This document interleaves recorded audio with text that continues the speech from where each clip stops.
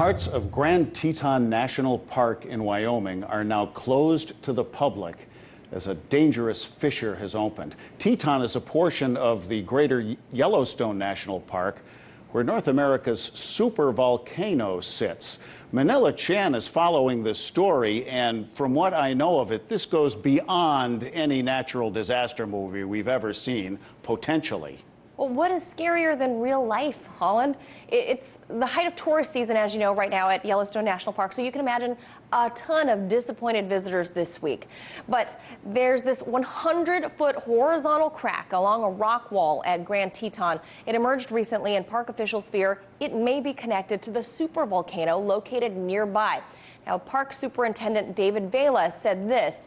He said, quote, "Human safety is our #1 priority, and with an abundance of caution, we are temporarily closing this area until we can properly assess the situation."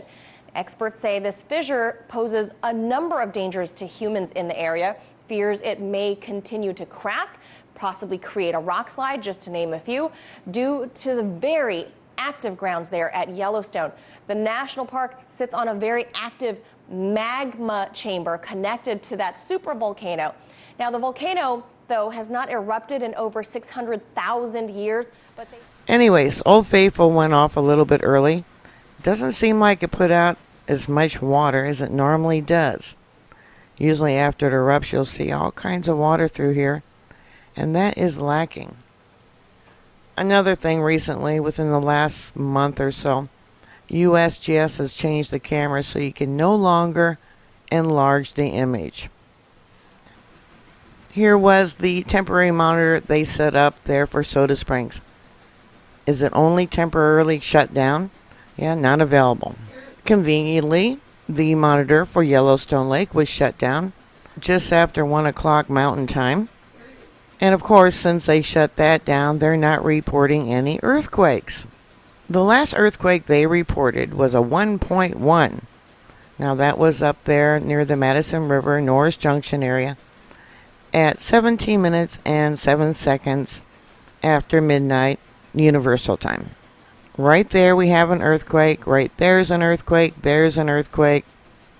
This here is a monitor for Earthquake Lake. So here is that 1.1, 17 minutes after midnight Universal Time. But you will see another one at about 2:14. Let me move it ahead an hour. Not being reported. Of course, that's in the charts that we're not working. There's Yellowstone Lake. Here we have Maple Creek. We got another one about 32 minutes after midnight. We have another one about 1:15. We got another one here at about 4:36.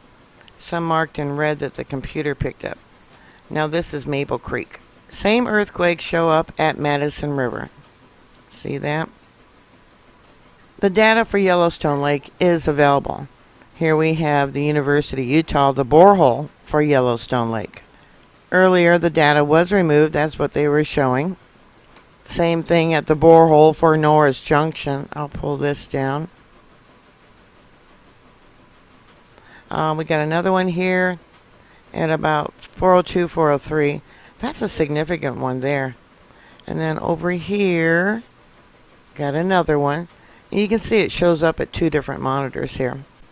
5:54 Universal Time. Not being reported. Earning that pay without doing the work. So we got 6 o'clock, 6:08. Another one at 6:32, 33. 7:15 right after. These are all today that are not being reported.